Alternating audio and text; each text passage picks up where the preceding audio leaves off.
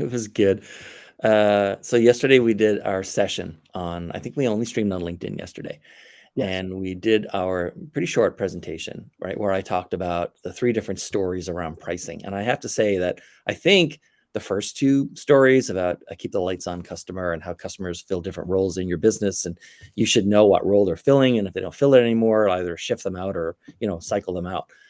And the other topics we covered, I think those are pretty straightforward, but a lot of people followed up afterwards asking about creating or finding a halo niche and why to have it.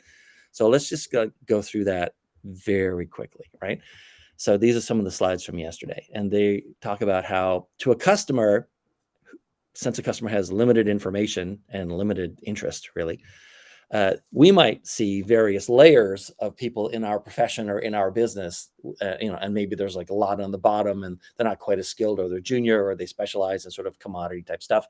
And then as you move up, there are fewer people on your level and so on. To a customer, it doesn't really look like this pyramid. It just kind of looks like a solid pyramid. And so the point, unfortunately, if you're in like the lower tranches, is the lower levels, is that in my profession, where I do a lot of copywriting, right, a lot of paid copywriting for clients, and creating webinars and writing scripts for their live audiences and stuff. For copywriters generally, you can go to Fiverr, you can go to Upwork, and there's nothing wrong with those platforms. And especially if you're just starting out, or you're willing to put in the time or the years to build a following there, you can find people who will quote you like how many cents per word they would charge. That's about as pricey commoditization as you can get. Yes. In a services kind of business. And it's not just copywriting. There are lots of services type businesses, and from very small companies or freelancers or single person companies. And you can get trapped in the lower levels. And so everyone's sort of general advice is to move up, right? So everyone has like a niche and they're supposed to specialize and whatever. And it's not terrible advice. It's just that it applies to everybody. So how good can it be? And then, of course, above that, there's a halo niche. And the way we described it yesterday is a halo niche like there's a customer has a problem, and they didn't even know there was a solution to the problem. They didn't even think the problem could be solved. Maybe because they don't really understand how it could be solved. Maybe they've never met anyone in that field, and so they assume no one does it. Maybe that has a lot of moving pieces, and so they assume that no like single company or whatever could actually solve the entire thing for them. Right. And the point of a halo niche is where you're the only one in it, and you solve a problem that the customer really didn't think could be fixed. And so you're having a price conversation where the only way they know what someone like you costs is to talk to you, because you're the only person they've ever known that actually solves this problem. And so to a customer, you're not at the top of a large pyramid. You're basically a small pyramid, but you're the only one in it. Right? It's a complete pyramid, but you're the only person in there that operates in that space.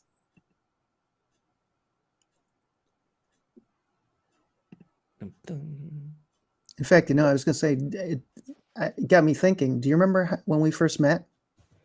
What you said to me?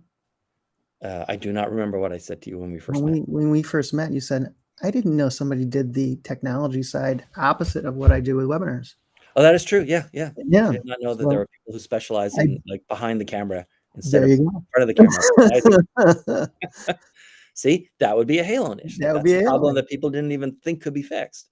Yes. Right. So my slides are all over the place. So it's like, from competing on price, and then you get these sort of like common advice, right? Isn't it? You're supposed to go deep.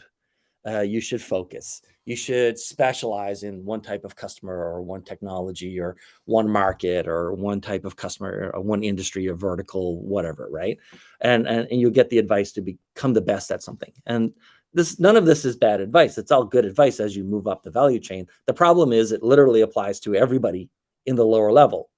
So you can't gain an advantage when everybody's trying to do more or less the same thing, because people are moving up the value chain every day.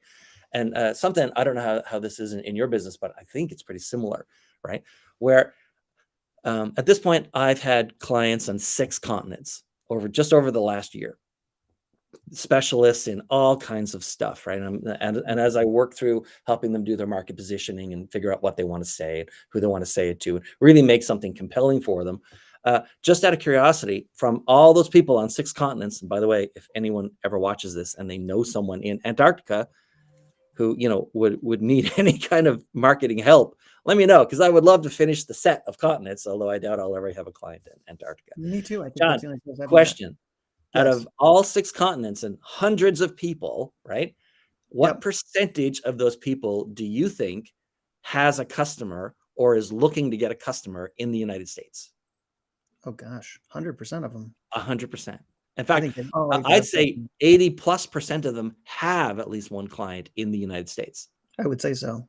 right? So more than, like, I mean, everybody in every country, right? They're competing against people in their own country, and then they're competing against everyone else. But if you're in the United States, you already live in the most attractive market for most small business clients, especially service clients. And so you're not just competing with everyone in your country, which is, the largest economy in the world, but also everybody in every other country. So it's an insane level of competition. And if you just follow this advice, go deep, specialize, become the best at something, you're just following the same path that literally everyone else is trying to follow once they figure out, boy, it really sucks to get to charge based on X number of dollars per hour or X number of cents per word or whatever the lowest level commoditization pricing is, right? Yeah. Terrible. So what you do is you need to move into a halo niche, right? And so when you're looking for a halo niche, in my experience, the only successful halo niches that actually pay so you can live off them is to tackle a revenue problem that the client has, not even a save money kind of problem, right? I don't like being on the save money side of any conversation for marketing or sales because there's always someone who'll do it cheaper. Whereas there's a lot less resistance if you can prove that you can improve someone's revenue. I didn't mean to say prove and improve in the same sentence. That's okay. I would never write that in the script. Right? It just came out, right? So you like to go after like bleeding from the neck revenue problems, right? So there's some problem that they have that your skill set or your small business or your medium or large business, right, can tackle for them. And that's the conversation you want to have. And the thing is, because revenue is a constant need. There's no company in the world that you're trying to sell into that doesn't have a revenue problem as far as they're concerned, right? Even if they did a little better this year than last year, the question is, why didn't we do better, a lot better? And how are we going to do better again next year, right? Revenue problems never stop, right? There's an insatiable need for growth. And so you always want to be on the revenue side of a client. And if you're in a career, you always want to be on the revenue side of your company, right? Whenever you can. And so you're looking for a revenue type problem that the client didn't think could be fixed. Now, it doesn't have to be a sales problem specifically. It can be a marketing problem as well, right? Or a productivity problem or whatever. But you're not looking to convince them that they can save money. You're looking to grow their revenue. At least in my experience and working with clients, they tend to be a lot more successful selling in on a halo niche if they can show that they've worked something out, they fixed something that will increase the client's revenue. It's an easier conversation. It's definitely easier to get a meeting if you can talk about growing revenue as opposed to just cutting costs in some way. Yeah, I was going to say one of the ways that I've seen people work very successfully in their halo niches is to develop a lot of case studies in that niche.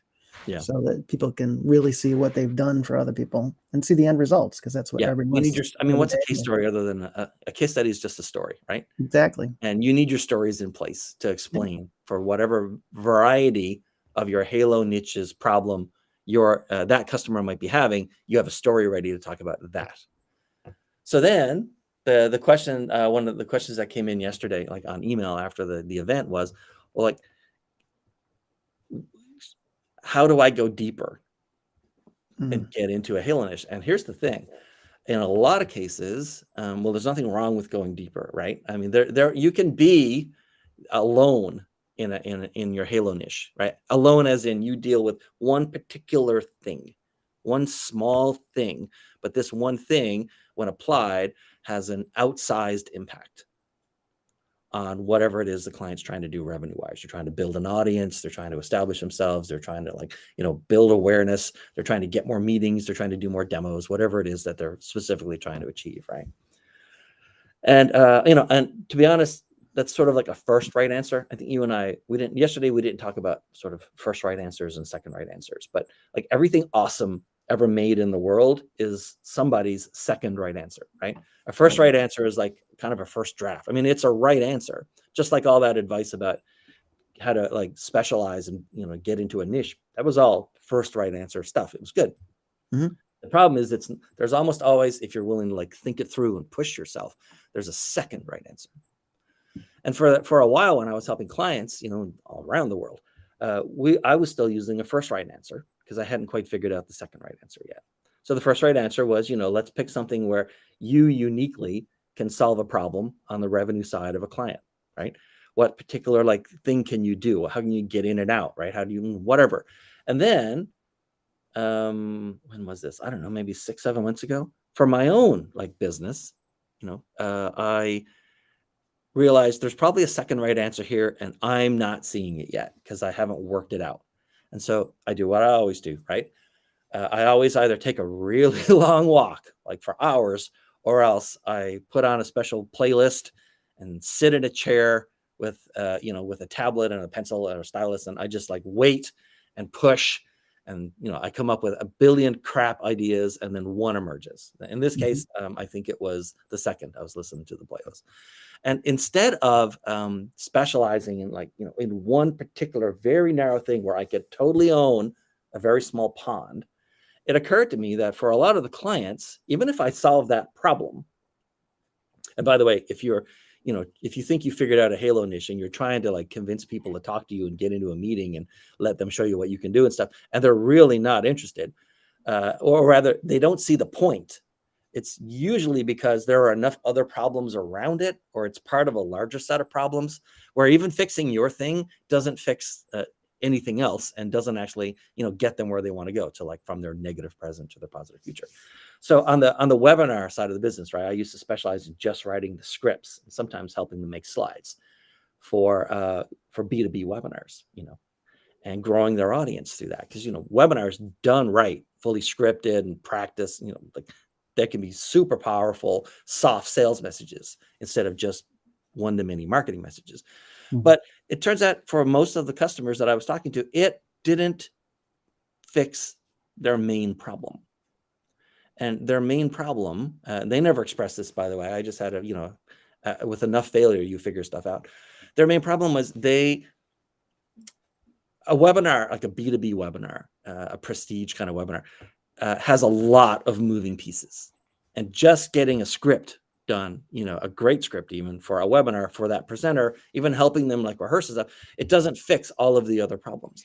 And for the clients that I'm talking to, they don't have people on staff that can handle all of the other problems. So it turns out instead of going narrow, it became comprehensive. And that's what really kicked in, the interest. Because now, it happens that I had the skill set that I needed. I will eventually have people helping me with various parts of this because I can't do everything forever, right?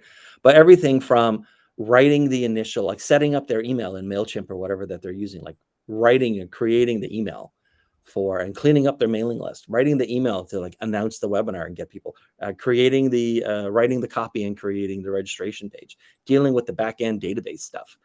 The script, the rehearsal, helping with the slides, helping with the structure and the flow, operating the webinar software, subscribing to the webinar service, because for them, that's a whole big deal of getting that done, and there's procurement and legal and all kinds of stuff. Whereas if they just use someone else's, it's fine, no one cares, right? Then the follow-up email sequences, the any transcriptions, some video editing, follow-up emails after that, so to like provide links and stuff to the webinar that just ended, and sort of sell the registration for the next one they're going to do, and all that stuff, right? So now, instead of just doing the little piece in the middle, I think I did it spectacularly, but maybe not. But still, that fixing that piece didn't fix their problem, right? And so they had a webinar problem that they didn't even know could be fixed, or that there was someone who does it. But now there's a company, right? My company in this case, that actually does the entire thing. Now they can own any part of it that they want, right? If they want to own the graphics and stuff, that's fine. If they want to own publishing the video out onto a YouTube channel or something, that's fine. I don't do that. I don't have to do that. It's fine, right? They usually have a lot of those mechanisms already in place. And so a halo niche doesn't have to be a very, very narrow specialization. It can be an A to Z comprehensive thing. The main point is it fixes a revenue type problem that the customer didn't think could be fixed, had never thought about the fact that one person or one company could fix it for them, and did not even know that there were such people around. That's a halo niche. That's living in the one place. And so I hope that answers the questions that people sent in after the fact. Tell me, John, what do you think? I think it definitely answers a lot of the questions. And, the one thing that I think is also huge to this is knowing who to collaborate in another halo niche. Like you and I both have opposing halo niches that go nicely together. And so that's the thing that kind of brought you and I together. Yeah. On the February, the March one's coming up on the 15th of March, but on the February 15th, LinkedIn live session for This Audience Means Business, the one that that Heather comes on and co-host, we always have a guest, and to talk about collaboration and stuff. And go on your point, it actually took a while to drill down into what she was doing as far as like trying to network and build her audience. Her name is Angie Flynn McIver. Really interesting. Also fellow North Carolina resident like me. Cool. And lives over in Asheville, and she doesn't try to build her audience online by talking to people who might be, or even trying to find people who might be her clients now or in the future. Like, it's not a thing, right? Instead, she specifically focuses on making connections and starting conversations with companies that would have her clients, but she hasn't met that client yet. In other words, her service and their service would be adjacent, but they don't know about her yet. So in a way, she's sort of in her own sort of halo niche, right? And so like when they know about her, then they can refer her. So her business is 100% referral based, but not because clients refer other people to her, but because she's focused on meeting other service providers who are already in a commercial relationship with those customers. She teaches, she helps people with sort of communications, presentations, like the most important presentation you ever need to give you a board, like she helped that kind of stuff, right? And so executive coaches, strategy coaches, all that kind of stuff, all of those people, those are the ones that she's targeting and getting close to and seeing how she can help. So her whole business marketing philosophy and really sales philosophy is based on finding adjacent businesses and becoming adjacent to them. I thought it was very clever. Once I figured out what she was doing. I do a lot of things that are similar to that. One of my best collaborations is with a friend of mine who works in software. He does a lot of work with software, AI software for social media. Okay. And then trying to bring in the video part so that you can post video on social media is one of the things we're helping him with. So, those collaborations are huge. Yeah, I got to get better at that. All right. We said we'd keep this one super short. And we did. Anything else from you before we all sign off here? No, this has been awesome. Thanks again for having me on. Oh, it's always a pleasure. Hopefully, I think we have one more we want to do tomorrow. And so on a different topic. So maybe I'll see you then. Sounds good. All right. See ya. Bye. Bye.